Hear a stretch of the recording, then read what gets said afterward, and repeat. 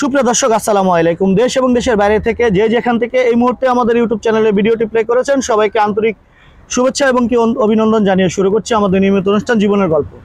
প্রিয় দর্শক, আমাদের ক্যামেরার সামনে আজ বসে আছে মুরসালিনের স্ত্রী।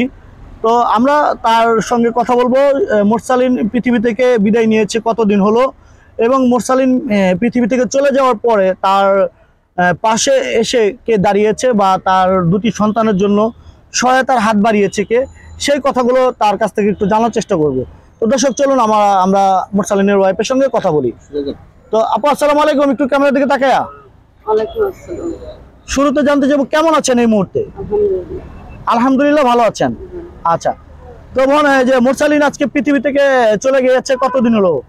আজকে 10 দিন। আজকে 10 দিন। আচ্ছা, মুরসালিন পৃথিবীতে নেই আজকে 10 দিন। তো মুরসালিনের শোক তো এখনো পুরোপুরি কাটেনি। এখনো মুরসালিনের শোক হয়তো হৃদয়ে ব্যথা দিচ্ছে বা মনের মধ্যে আঘাত আনছে, সেরকম কিছু। আচ্ছা, তারপরেও আমরা একটু জানতে চাইবো, মুরসালিন নেই এখন তো ভালো থাকার কথা না, তারপরেও আলহামদুলিল্লাহ বলেছেন, যাক আল্লাহ যেন আপনার মঙ্গল করে বা আপনার জীবনে সুখ বয়ে আনে, সেই দোয়াই আমরা করব। তো বোন, আপনার পাশে এসে কেউ দাঁড়িয়েছে কিনা বা আর্থিক সহায়তা কেউ করেছে কিনা? হ্যাঁ, করছে, আমার পাশে দাঁড়াইছে। কারা কারা সহায়তা করেছে বা একটু আমাদেরকে ডিটেইলস খোলাসা করে বলুন।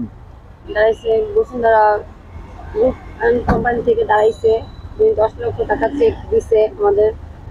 তারপর বাংলাদেশ মালিক সমিতি থেকে আমাদের একটা গাড়ি দিছে। তারপর আমাদের যে কামরুল ইসলাম ভাই, উনি আমাদের 1 লাখ টাকা ক্যাশ দিছে। আরো অনেকেই 20, 10, 5 যে যারা পারছে আমাদের সহযোগিতা করছে, স্থানীয়ভাবে যারা করেছে পেরেছে। আচ্ছা, আমি আসবো এই প্রসঙ্গে। তার আগে জানতে চাইবো, আমরা যে আপনার একটি ভিডিও পোস্ট করেছিলাম, সেই ভিডিওর মাধ্যমে কোনো আর্থিক সহায়তা পেয়েছেন কিনা? না, সেই ভিডিওর মাধ্যমে আর্থিক সহায়তা পাই নাই। অনেকেই ফোন দিচ্ছে, বলছে যে একটা চাকরি করতে পারবো কিনা। আমার আর কি সরকারি চাকরি তো ওইটা না, এমনি কোনো চাকরি আমি করতে চাই না। যে আমি সরকারি একটা চাকরি যদি আমাকে দেয় তাহলে আমি ওটা করতে চাই। সরকারি চাকরি হলে করতে চান? জি। আচ্ছা বোন, সরকারি চাকরির বয়স আছে কিনা আপনার? জি, ওরকম বয়স তো আমার আছে, কিন্তু আপনার এখন বর্তমানে বয়স কত? আমার বর্তমানে বয়স 26 বছর। আমি যতটুকু পড়ালেখা করছি ততটুকু আমাকে চাকরি দেখ, আমি এটা চাই। আমি এত ভালো লেভেলের, এত উঁচু লেভেলের চাকরি আমি চাই না। আমি যতটুকু পরিমাণে পড়াশোনা করছি ততটুকু মানে আপনার যোগ্যতা অনুযায়ী আপনি চাকরি চাচ্ছেন? আপনার যোগ্যতা মানে আপনার পড়াশোনা কতটুকু? আমার পড়াশোনা হলো 6 পর্যন্ত করছি।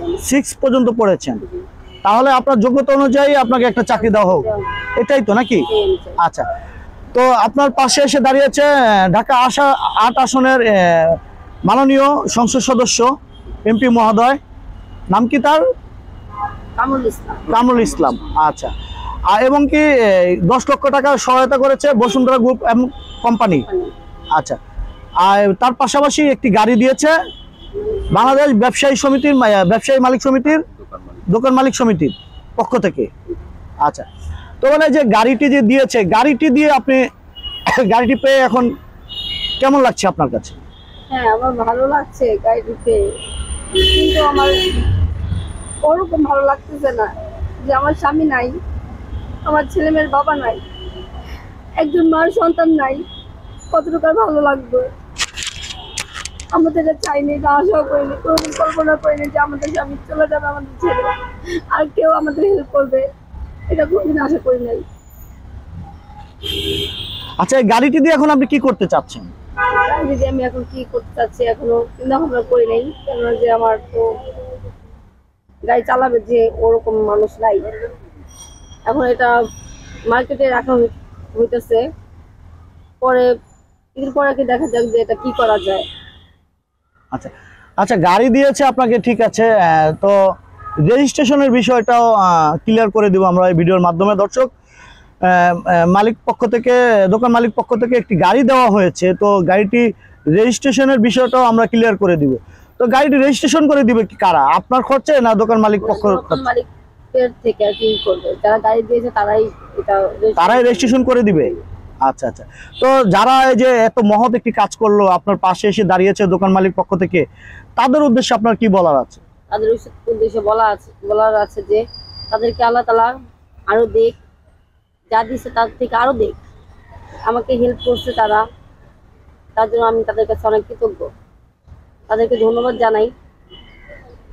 তারা যদি না থাকতো তাহলে আমার কি হতো, কোন কিনারা আমি খুঁজে পেতাম না। আমি জানি না যে আমার ছেলে মেয়ে নিয়ে আমি কোথায় থাকতাম।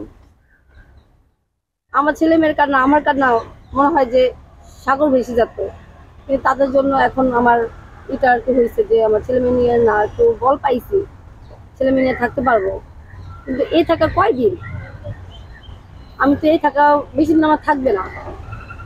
সরকার যদি আমার একটা মাথা গোজা ঠাই করে দেয়, আমার ছেলে মেয়ে নিয়ে যদি আমি রাত্রে এসে ঘুমাতে পারি, তাহলে আমি অনেক কিছু সরকারের কাছে অনেক হইতাম, যেন সরকার আমাকে একটু হেল্প করছে। মাথা গোজার ঠাই বলতে গেলে আপনার কি একটি বাসস্থানের প্রয়োজন? বাসস্থানের প্রয়োজন। আপনি কি ভূমিহীন? হ্যাঁ, আমি ভূমিহীন, আমার জায়গা জমি ঘর বাড়ি কিছুই নাই, আমি ভাড়া বাসে থাকি। ভাড়া বাসায় থাকেন? আপনার গ্রামের বাড়ি কোথায়? আমার গ্রামের বাড়ি কুমিল্লাতে। কুমিল্লা কি সেখানে আপনার কোনো জায়গা জমি নেই? সেখানে আমার শ্বশুরের জায়গা সম্পত্তি ছিল না, আমার স্বামীরও নাই। আচ্ছা, তাহলে সরকারি ভাবে এইভাবে তো কাউকে ঘর দেওয়া হয় না, আগে দরখাস্ত করতে হয়। আপনি কি দরখাস্ত করেছেন? না, আমি দরখাস্ত করি নাই। কি করে, আমি তো এগুলো চিনি না। এই ভিডিওটা দেখি যদি সরকার আমাকে জন্য একটু করে, আমি তার জন্য ভিডিওর সামনে বলবো। ভিডিও দেখলেও তো আপনাকে ভূমি মন্ত্রণালয়ে আপনাকে দরখাস্ত করতে হবে। সেটা তো আমি জানি না। এটা বলছে যে মার্কেট সমিতির লোকেরা, তারপর যে বাংলাদেশ দোকান মালিক সমিতির লোক ভাই, ওরা সবাই বলছে যে আবেদন জানাবে, সরকারের কাছে আবেদন জানাবে। আমি চাই তারা তাদের কথা শুনে যদি আমাকে একটু জায়গা করে দেয়, আমাদের একটা বাসার দিক, যে আমি আমার ছেলে মেয়েদেরকে নিয়ে থাকতে পারি একটু শান্তি মতো। আচ্ছা আচ্ছা, ঠিক আছে বোন, আমরা অনেক গল্প শুনলাম, তো আমরা আর ভিডিওটা বেশি দীর্ঘায়ু করব না। তো এই ভিডিওর মাধ্যমে দেশবাসীর কাছে বা সমাজে যারা শিল্পপতি আছে তাদের কাছে কোনো আহ্বান আছে কিনা আপনার একটু আর্থিক সহায়তা? হ্যাঁ আছে, যারা যারা দেখতেছে আমাদের ভিডিওটা, তাদের কাছে এতটুকুই চাওয়া যে যারা ধনী ব্যক্তি আছেন, যারা বিত্তমান ব্যক্তি আছেন, তারা একটু আমার ছেলে মেয়েদের পাশে একটু দাঁড়ান, আমার ছেলে মেয়েদেরকে একটু দেখুন। তাদের কাছে এতটুকুই চাই, একটু আর্থিক সহায়তা করবে। আর্থিক সহায়তা করুন। তো ঠিক আছে বোন, আর্থিক সহায়তা করতে হলে আপনার ঠিকানাটা বলতে হবে এবং আপনার একটি কন্ট্যাক্ট নাম্বার দিতে হবে। আপনার ঠিকানাটাকে বলুন, কোন ঠিকানায় যে আপনাকে সহায়তা করতে পারবে, বা আপনার সঙ্গে যোগাযোগের মাধ্যম কি? আমার যোগাযোগের মাধ্যম হলো আমার বাসার ঠিকানা কামরাঙ্গীচর জাউলাহাটি চৌরাস্তা, অথবা ভালের মতো নূর মসজিদের সামনে আমার বাসা। আর আমার মোবাইল নাম্বার আছে 01725665886। এটা হলো আমার মোবাইল নাম্বার। বিকাশ করা নাম্বারটা আরেকবার বলুন। 01725665886। বোন, এই নম্বরে কারা কারা ফোন দিবে আপনাকে?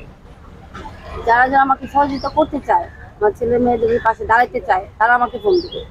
যে আজেবাজে কোনো লোক আমি চাই না যে ফোন দিই, ডিস্টার্ব করি। তাদেরও মা বোন আছে, আমার অবস্থানটা তারা যদি বুঝে তাহলে তারা কোনো খারাপ কমেন্ট করবে না, ডিস্টার্ব করবে না। যারা বুঝে তারা আমার মোবাইলে ফোন দিই, এটাই চাই। আচ্ছা বোন, আমরা তো আপনার নাম্বারটা দিয়েছি ভালোর জন্য, হয়তোবা দুনিয়াতে ভালো মন্দ সবই আছে, এর ভিতর থেকে হয়তো যারা খারাপ বিহেভিয়ার করার চেষ্টা করবে, আপনি তাদের নাম্বারটি ব্লক করে দিন বা নাম্বারটা কেটে দিন। আর সেই জন্য মানে দেখা গেছে যে আপনি হয়তো, আমরা চাই যে আপনি 2 টাকা হলে একটু সহযোগিতা পান, আমরা এটাই চাই। এই চাওয়াটাই জন্যই আপনার মোবাইল নাম্বারটি সরাসরি দিয়ে দেওয়া। অনেক সময় আমাদের কাছে ফোন করে আমরা ধরতে পারি না, বিভিন্ন কাজে ব্যস্ত থাকি। যেমন আপনার ইন্টারভিউটা নিচ্ছি, তখন তো আমাদের কাছে কেউ ফোন দিলে আমরা ফোনটা রিসিভ করছি না। এমন মুহূর্তে অন্য কারো ইন্টারভিউর সময় আপনাকে সহযোগিতা করতে চাইবে, কিন্তু সেই মুহূর্তে আমাদের ফোনটা ধরতে পারবো না। আর ওই মানুষটার সামনে থেকে যখন আবেগ মোশন, মানে যে আপনার ভিডিওটা দেখে তার কষ্ট লেগেছে, সেই সময় তো আপনাকে সহযোগিতা করতে চাচ্ছে, কিন্তু যখন তার এই সময়টা পার হয়ে যাবে, তখন কেউ যদি অশালীন ব্যবহার করে বা কেউ যদি ওই ধরনের চিন্তা ভাবনা থেকে মানে ফোন করে, সেটার জন্য তো আমাদেরকে দোষী করবেন না তো বোন? না না, আপনাদেরকে দোষী করবো কেন? যাদের মা বোন নাই মনে করবে, যারা কি বলবো, যাদের মন মন নাই, মনুষ্যত্ব নাই, তারাই এই কাজ করবে। যাদের মনুষ্যত্ব আছে তারাই এই কাজ করবে না।